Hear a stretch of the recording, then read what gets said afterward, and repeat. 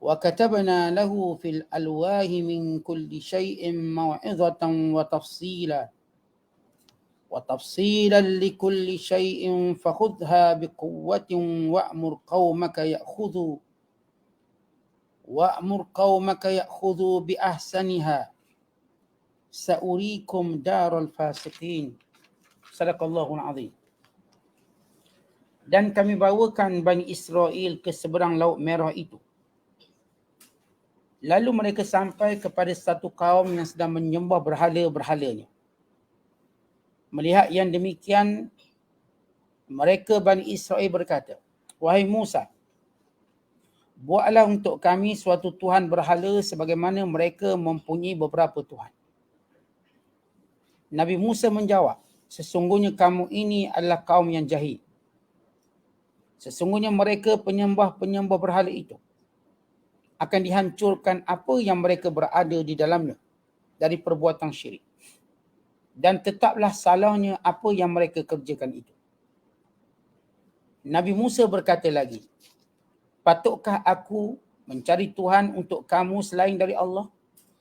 Padahal ia telah melebihkan kamu atas sekalian manusia yang sezaman kamu dengan berbagai nikmat yang telah dikurniakannya kepada kamu."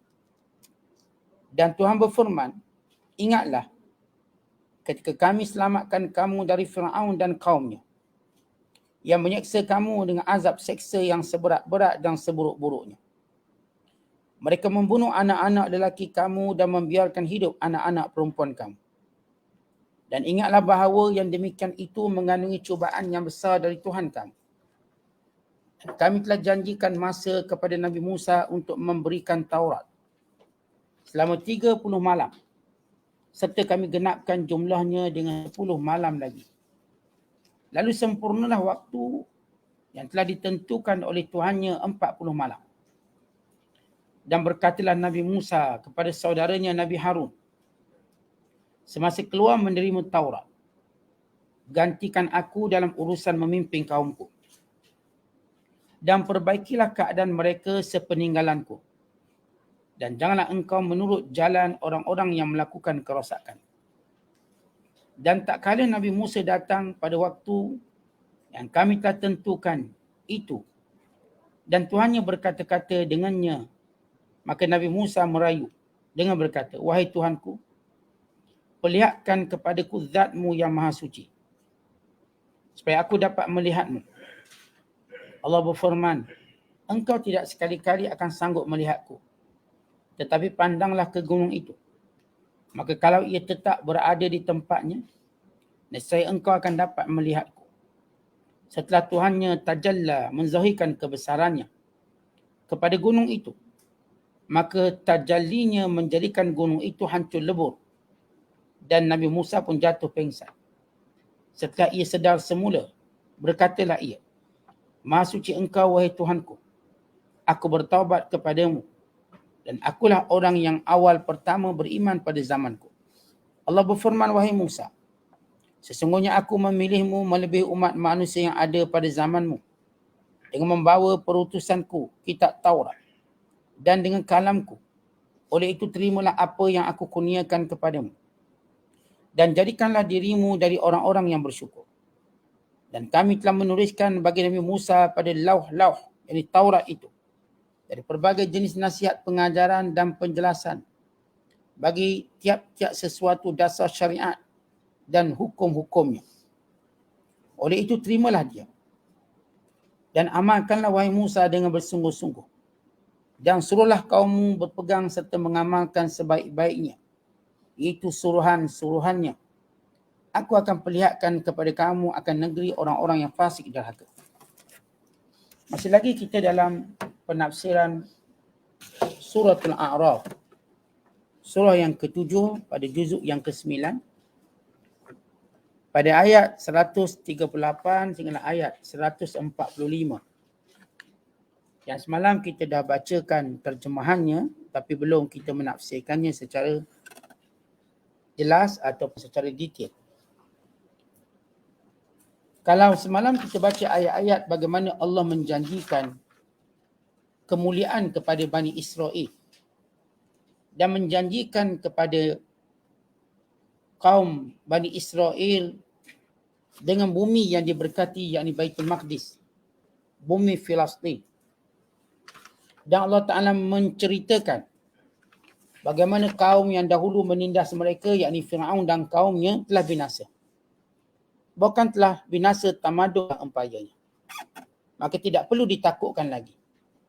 Kekuatan yang pernah menindas, bukan sekadar Bani Israel sudah jauh daripada negara mereka, bahkan kekuatan itu pun sudah hancur.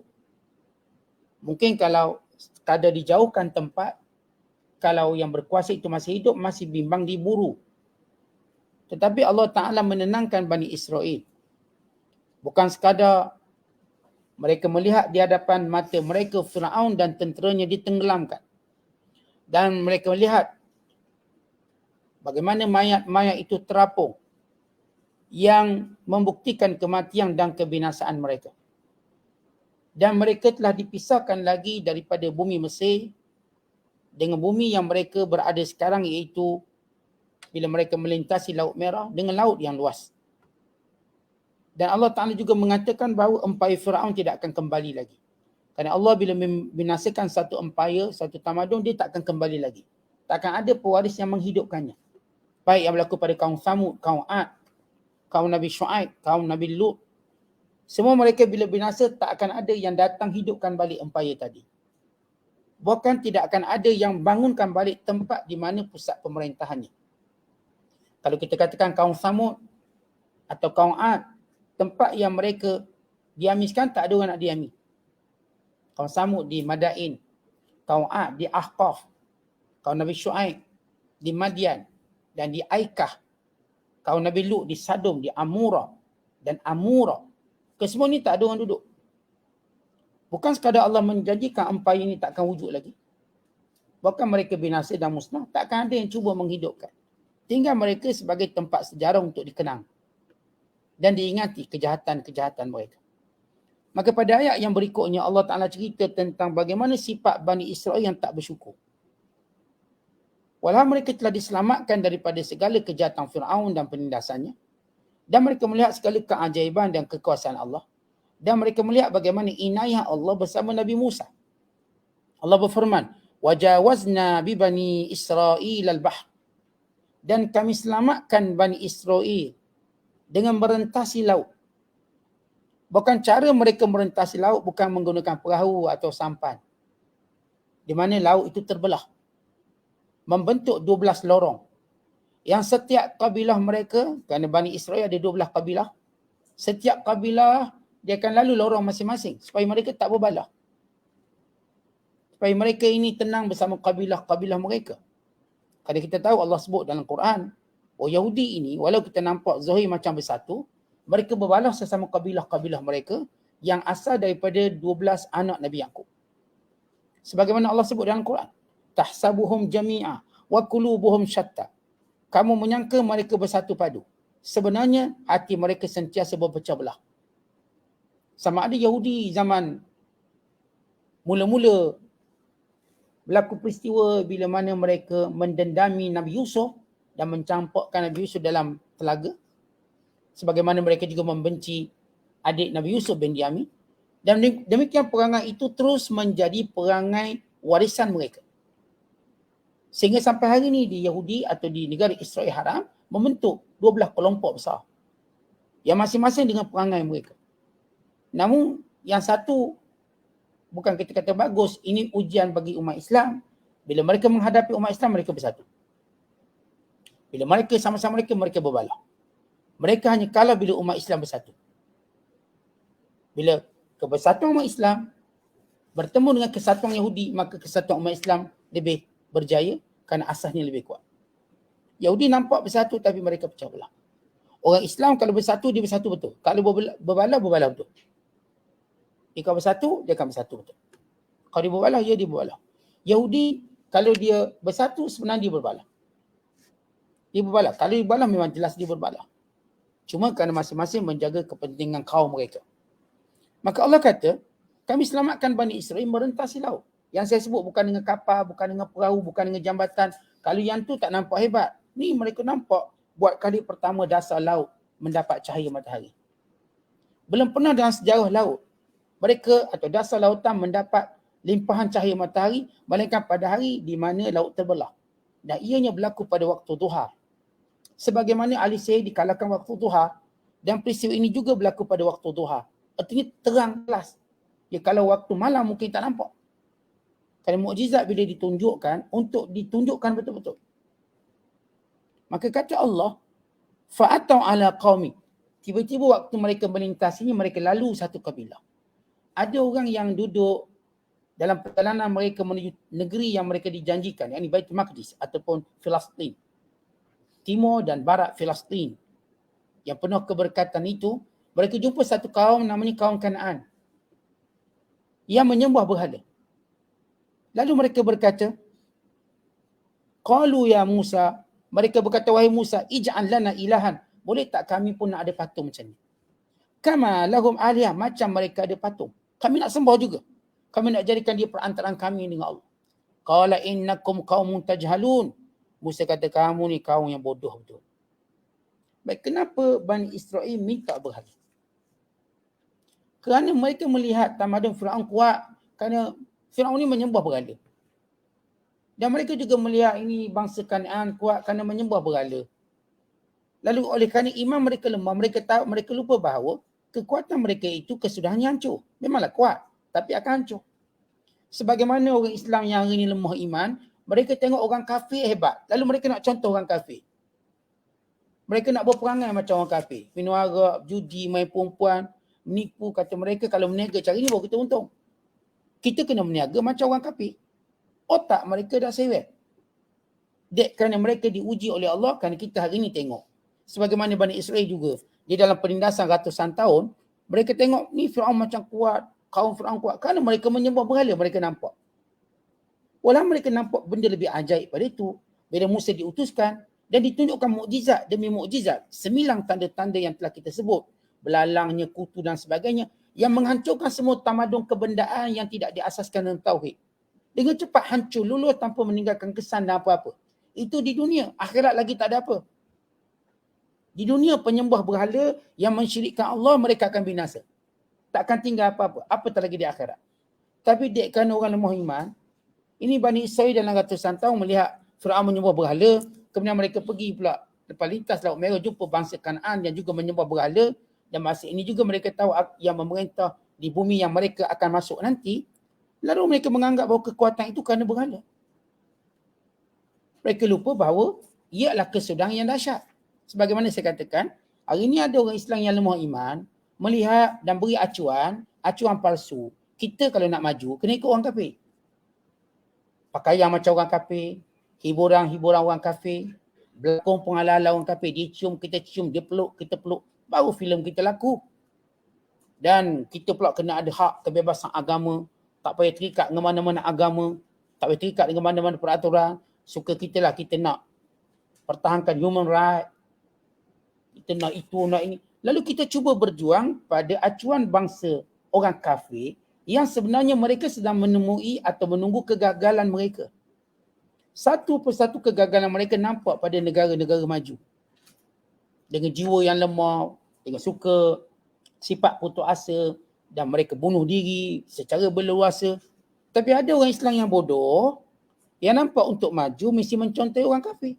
Akhirnya pagi-pagi dia buka kedai, dia pakai colok Cina tu disembah dulu. Ada seorang hamba Allah cerita pada saya bila ada seorang peniaga.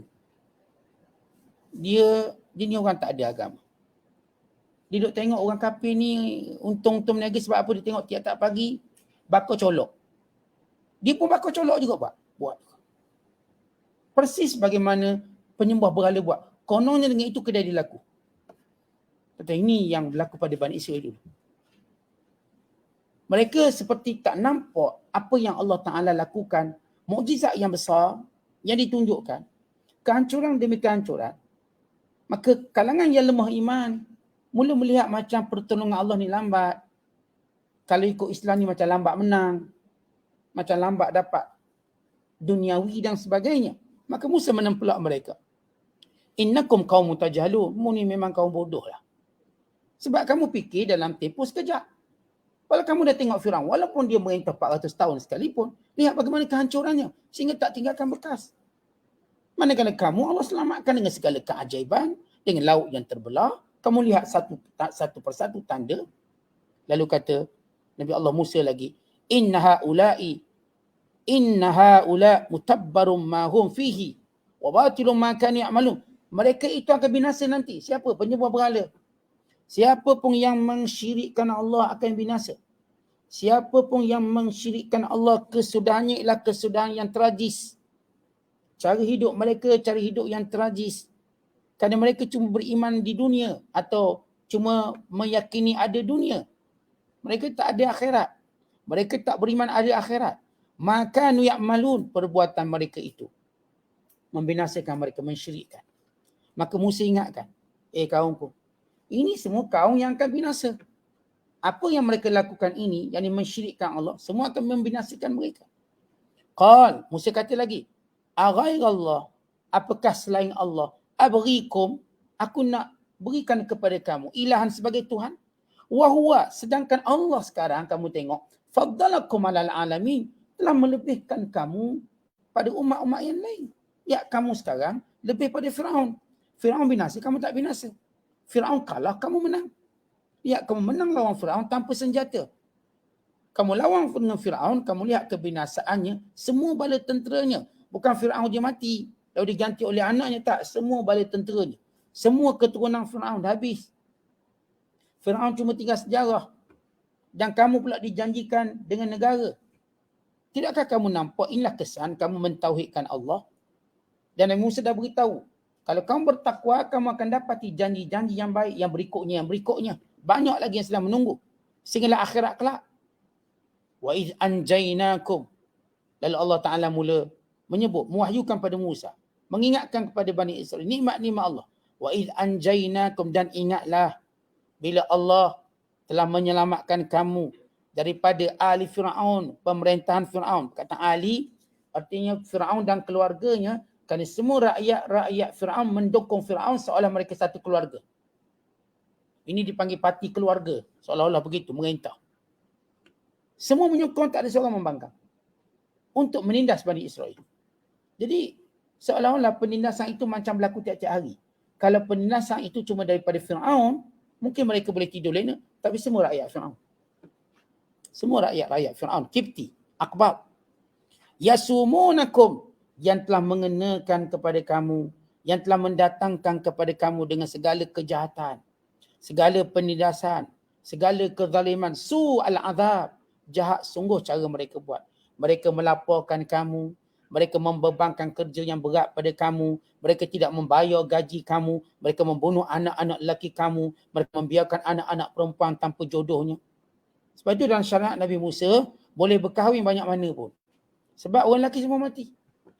Dibunuh. Ramai lelaki dibunuh yang maka tinggal anak-anak perempuan.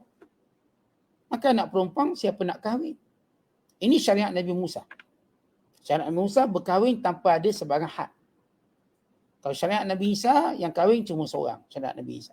Syariat Nabi kita SAW berkahwin tidak melebihi 4. Secara hukum lah. Tapi tak boleh sampai sekarang. Hukum tu boleh. Manakala agama lain walaupun bercerita tentang kahwin seorang dan sebagainya, tapi yang jelas mereka berzina sebebas-bebasnya. Bahkan kebanyakan negara mereka menganggap zina itu legal. Dan antara sebab Turki tidak boleh masuk negara Kesatuan Eropah kerana Turki masih lagi mengharamkan zina. Kalau Turki sanggup melegalkan zina, mereka boleh diterima masuk dalam negara Kesatuan Eropah, EU. Kata itu syarat. Menghalalkan zina. Maka negara Islam ni tuan-tuan, teruk-teruk negara Islam. Tetap melihat benda-benda yang tertentu kekal haram. Dan begitu kita katakan cara orang kafir nak mempengaruhi. Kemudian kata Allah, yuqatiluna abna'akum. Tak ingatkah kamu mereka membunuh anak-anak lelaki kamu? Wa yastahyuna nisa'akum, dan membiarkan hidup anak-anak perempuan. Sedangkan kita tahu perempuan perlu dijaga oleh lelaki. Perempuan ni kalau tak ada lelaki, dia macam makan nasi kosong, tak ada lauk. Tak boleh lah. Dia tak akan rasa selamat. Kerana perempuan dia akan sentiasa rasa selamat, beda dia lelaki. Siapa yang akan menjaga mereka dan keturunan mereka? Sebab itu Nabi SAW menyebut di antara tanda akhir zaman nanti, tanda kiamat, seorang lelaki akan menjaga 50 orang perempuan. Ini tanda kiamat yang akan berlaku. Seorang lelaki yang benar-benar lelaki, ini tak campur pondang tak boleh panggil lelaki. Yang benar-benar lelaki, yang dia terpaksa menjaga 50 orang perempuan. Maksud jaga 50 orang perempuan, dia kena jaga mak dia, kakak dia, mak saudara dia, adik-beradik perempuan dia, isteri-isteri dia, semua. Kerana kurangnya lelaki di akhir zaman nanti. Yang disebut dalam hadis antara tanda kiamat. Dan benda itu pernah berlaku pada zaman Bani Israel. Dzalikum bala'um min rabbikum. Lihat ujian paling berat yang kamu lalui. Ujian paling berat yang telah kamu lalui, namun Allah Ta'ala memberikan kepada kamu keselamatan. Maka dibilang balik nikmat-nikmat ini supaya mereka jangan bodoh untuk menyekutukan Allah, nak sembah berhala hanya kerana melihat benda yang dekat. Atau kita katakan mereka lihat macam saya sebut, saya bagi contoh orang hari ni, dia tengok orang kafir berjaya, maka dia pun nak berniaga macam orang kafir, riba, rasuah, dengan cara kononnya dengan tak sembahyang maka boleh maju, dengan cara dedah aurat maka maju, bila berniaga tipu sikit maka maju. Tak, kita ada acuan kita. Sibratallah wa man ahsanu minallahi sibrah wa nahnu lahu abidun. Ini adalah acuan Allah. Apakah ada yang lebih baik daripada acuan Allah? Sedangkan kita senantiasa hamba-hamba Allah Ta'ala. Kemudian kata Allah, lepas habis cerita, di mana Musa AS, sebelum dia keluar daripada Mesir, dia berkata kepada kaumnya, akan kudatangkan kepada kamu kitab, wahyu. Jadi bila kaumnya rasa lambat, mereka nak sembah berhala. Sebab mereka rasa berhala, mereka diberi panduan. Ketika itu Musa AS belum dapat Taurat, belum. Diwahyukan tapi Taurat belum turun. Maka Allah memerintahkan Musa untuk mengambil kitab Taurat. Dan berkata-kata dengan Allah. Dalam proses ini, Allah menyuruh Nabi Musa untuk berpuasa selama 30 hari. Wa wa'adna Musa, dan kami berjanji dengan Musa, mengambil perjanjian. Salasina laylah, 30 malam, yakni 30 hari. Musa AS dia kena puasa 30 hari. Namun pada hari ke-30, Nabi Allah Musa rasa mulut dia bau busuk. Maka dia pun sugi. Sebenarnya ketika puasa tak boleh sugi, tak boleh siwak, tak boleh basuh. Kerana bau mulut orang berpuasa lebih wangi di sisi Allah daripada bau haruman kasturi. Dan Musa AS, dia bersugi, maka Allah memerintahkan dia sempurna lagi 10 hari. Wa atmamnaha bi ashrin. Lalu kami perintahkan dia tambah lagi 10. Di mana Nabi Allah Musa berpuasa pada awal Zulkaidah sehingga 30 Zulkaidah. Kemudian Allah memerintahkan tambah lagi 10 hari, berarti Nabi Musa puasa 1 Zulhijjah sehinggalah 10 Zulhijjah. Untuk memulakan 10 Zulhijjah, kerana 10 Zulhijjah itu syariat Islam disempurnakan. Turunnya ayat al-yawma akmaltu lakum dinakum wa atmamtu alaikum ni'mati wa raditu lakumul Islam madinah. Kerana 10 Zulhijjah umat Islam melakukan korban. 10 Zulhijjah umat Islam melakukan melontar di Jamratul Aqabah bagi menandakan tahallul mereka daripada larangan haji. Semuanya pada kemuliaan 10 Zulhijjah. Yang Nabi Allah Musa AS juga Allah berikan satu tempoh tarikh yang mulia. Sebab Allah Ta'ala tak akan berikan kepada nabinya tarikh, melainkan tarikh itu tarikh yang mulia, yang penuh keberkatan. Maka tarikhnya 10 Zulhijjah. Maka kerana Musa dia tak mahu mulutnya busuk waktu bertemu Allah. Walhal Allah suka mulut yang berbau kerana puasa. Bukan mulut yang berbau kerana itu, kerana berpuasa. Sebab itu dalam mazhab kita makruh lepas zawal, lepas tengah hari kita gosok gigi. Kerana Nabi menyatakan la khalufu famis sa'im khairun wa atsyabu 'indallah min al-misk, min rihil misk. Bau mulut orang berpuasa lebih baik, lebih mulia di sisi Allah, lebih wangi daripada haruman kasturi. Haruman kasturi. Maka Musa AS sebab dia gosok gigi, maka Allah suruh tambah lagi 10. Maka jadi 40 hari. Fatamma miqatu rabbih, maka sempurnalah tempoh 40 hari untuk bertemu dengan Tuhan. Arba'ina lailah. Itu 40 malam atau 40 hari. Wa qala Musa li akhi, dalam perjalanan Musa nak pergi ke tempat bermunajat, iaitu di Turus Saina, di Gunung Sinai, atau disebut Turus Saina. Sebagaimana Allah Ta'ala sebut, wattin, dan demi buah tin, wazaitun, watur di sini, dan gunung Tur di Sinai.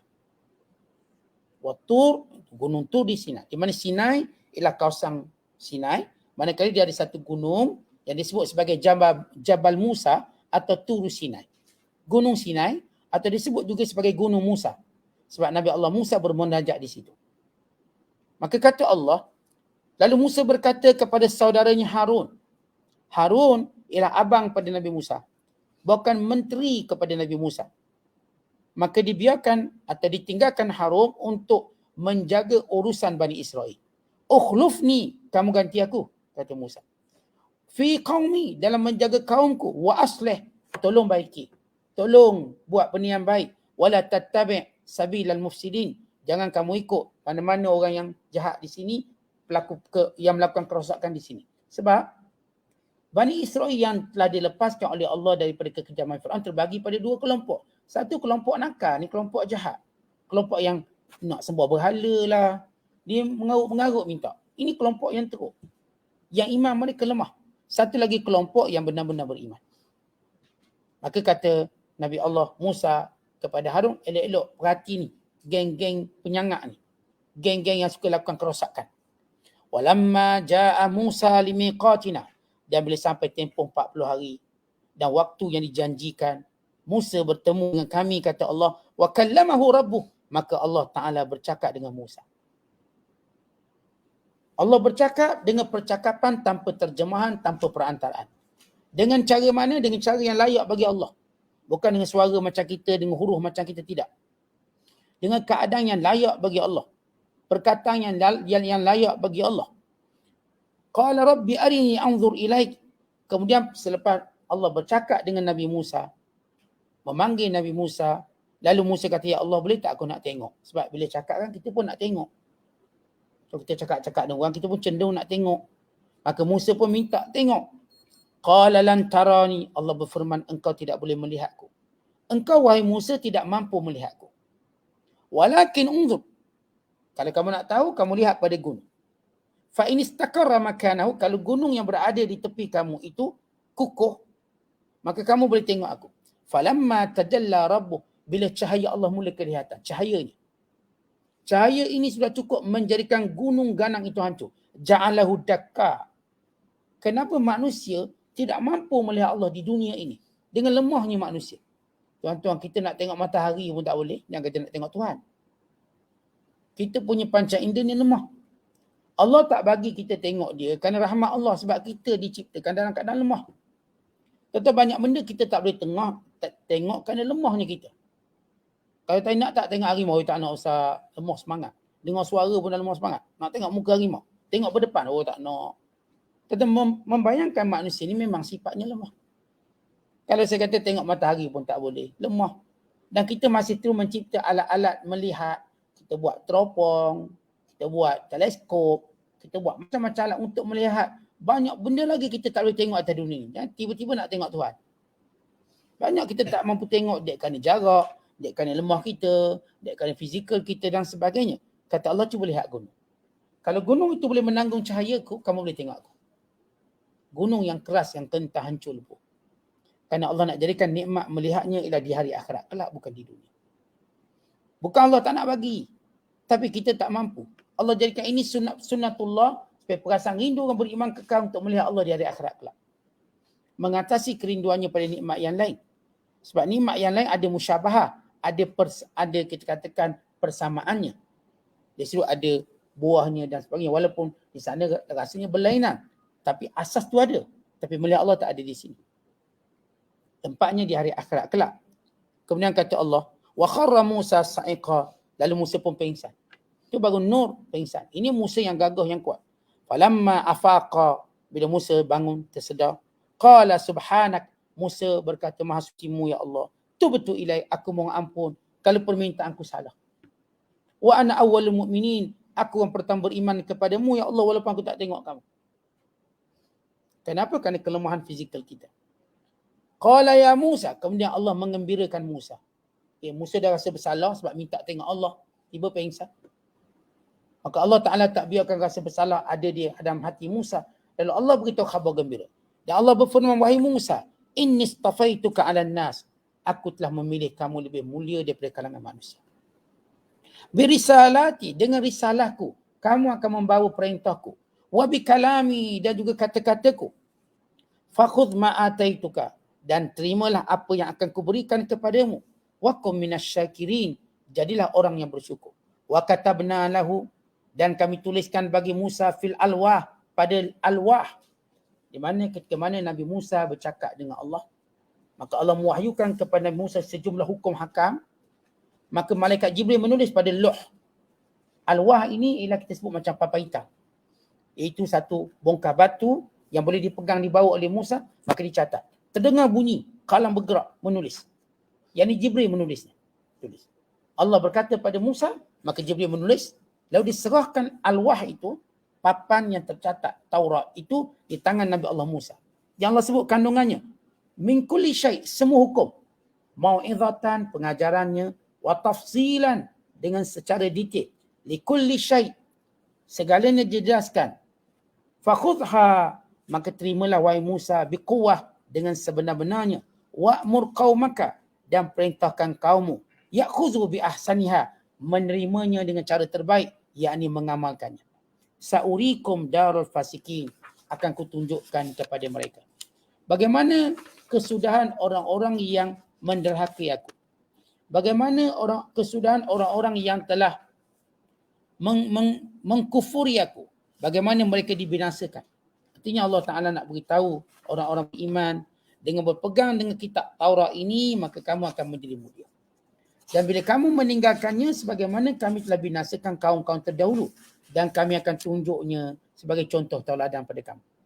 Maka maksud ayat ini, kata ulama', ialah Allah Ta'ala tunjukkan bagaimana Mesir dibinasakan, bagaimana nanti kaum Imlak dibinasakan di Filistin. Semuanya kerana mereka tidak mengikut perintah Allah. Maka kitab Taurat disempurnakan. Sebab para ulama' menyatakan kitab Taurat diberikan sekaligus. Di mana ketika Allah bercakap dengan Musa, maka malaikat Jibril menulis dan memberikannya kepada Musa. Dan Musa mengingatinya, menghafalnya. Dan di antara yang menghafal Taurat itu Musa.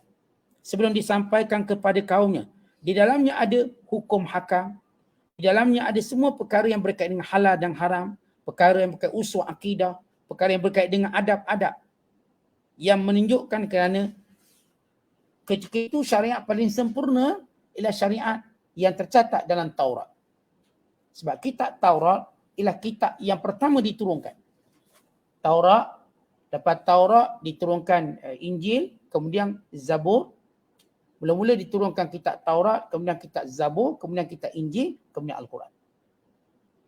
Semua Nabi-Nabi yang selepas Nabi Musa wajib berpegang pada Taurat. Termasuk Nabi Allah Musa. Termasuk Nabi Allah Isa AS.